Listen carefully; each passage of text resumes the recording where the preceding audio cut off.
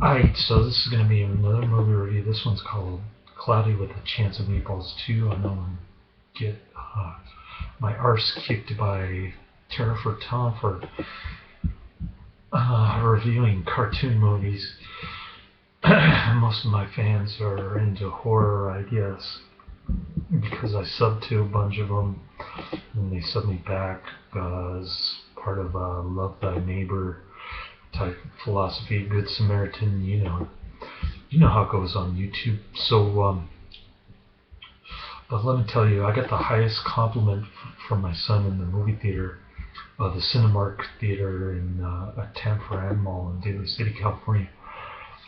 I was taking a dump there, and my son was waiting for me. He said, "Daddy, you make me happy." That was the best thing that he ever said to me, especially now that I'm going through divorce. So, yeah, the movie sucked. I hated it, but if I can make my son happy, then it was worth the. She's got flies in my room. What the hell's going on? Anyway,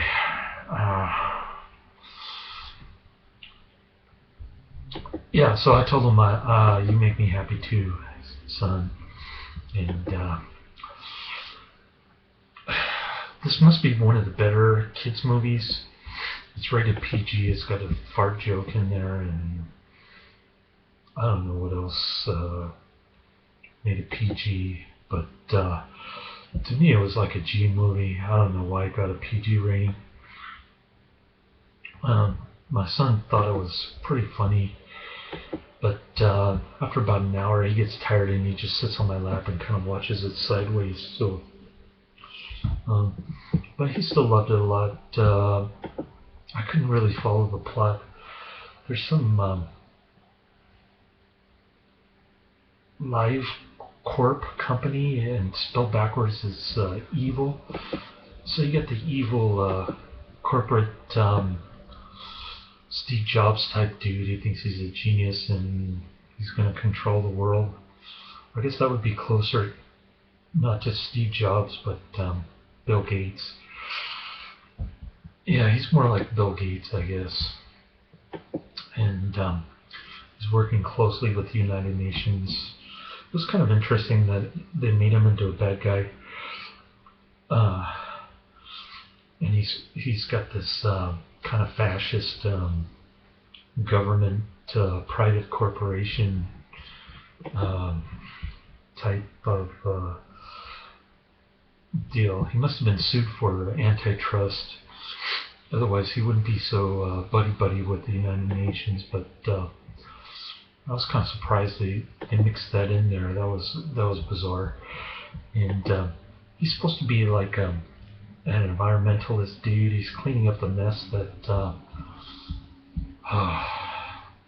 Flint Lockwood, the main protagonist, made in the first movie with his living hamburgers and stuff like that. And as soon as we got into the bathroom, my son told me, the guy said, "It's a cheeseburger, run!" Which is kind of funny.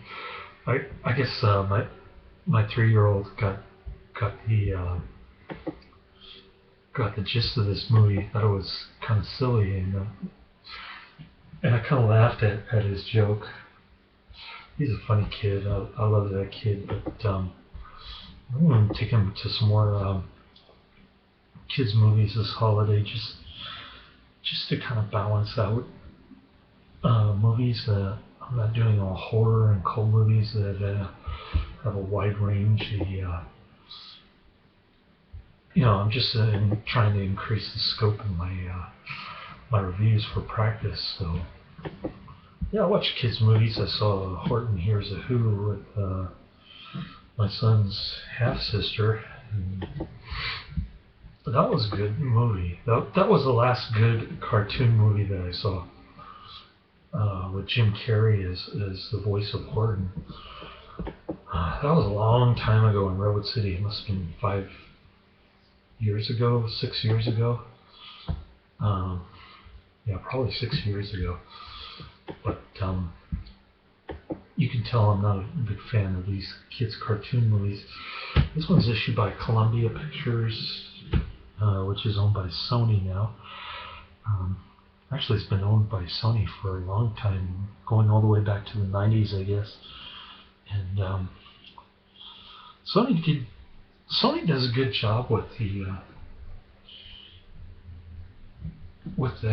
CGI effects.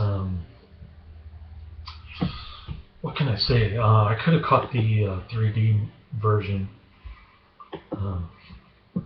earlier in the morning because I got all my movie reviews and groceries and laundry done. I did like 26 movie reviews yesterday, which was insane.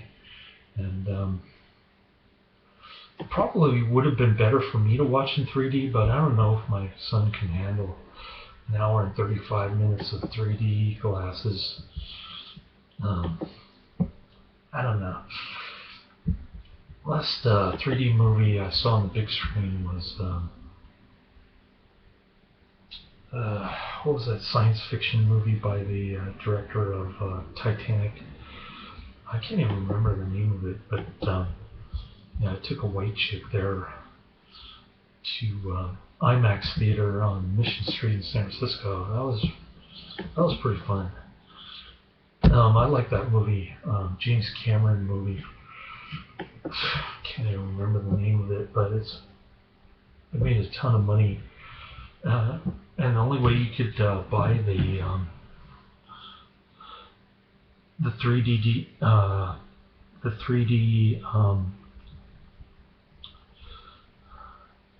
version of the DVD was if you bought the friggin' 3D portable DVD player, which was like $200 at Best Buy. Anyway, I'm digressing a bit. Getting back to the story. So this LiveCorp dude, Chester V, I guess his name is. He's like a Bill Gates one, kind of a Bill Gates character. He's pretending to clean up all the mess that the Flint Lockwood left behind in the first movie with the living food creatures. It's kind of silly, and what he really wants is the dude's machine that's making these creatures, so that he can make his food bars 8.0 or whatever they're called.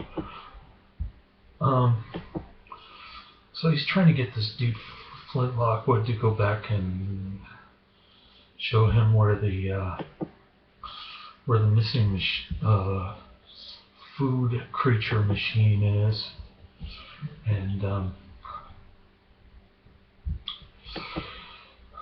he ends up tricking him, and I won't spoil the ending, but I dislike this movie. I wouldn't say I hated it, but I don't know. There wasn't enough positive, I guess, role model types in this movie.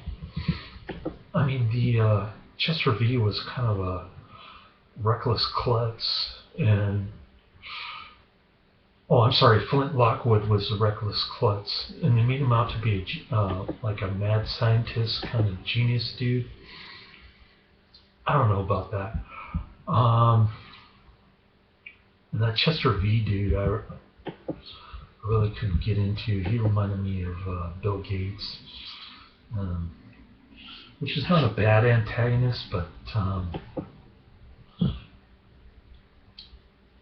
I don't know. Throughout most of the movie, he was pretending to be nice, so it was kind of hard to hate the guy. He was just kind of goofy, I guess. And of course, all of Flint Lockwood's friends are equally nerdy. Talking to, like, his girlfriend is a meteorologist, and she's talking to a living sort of baby talk strawberry type deal. So Anyway, I wouldn't recommend this unless you have a 3-year-old to tag along. And there's just going to be a ton of kids movies coming out this holidays. You got what is it, Free Birds and Frozen and a Lego movie. What else? What else is coming up? Um, yeah, so I probably won't take my son to watch those because we got church stuff going on, and well, actually, that stuff's coming out in November, right? Yeah, I might catch one or two of them if they come out in Thanksgiving, around Thanksgiving, December or January, that kind of thing. Just because I get tired of taking my son to the same place every weekend. We went to Exploratorium, Yerba Buena Gardens, San Francisco Zoo, and the Golden Gate Bridge. Where else can you take a kid in San Francisco anyway? Later.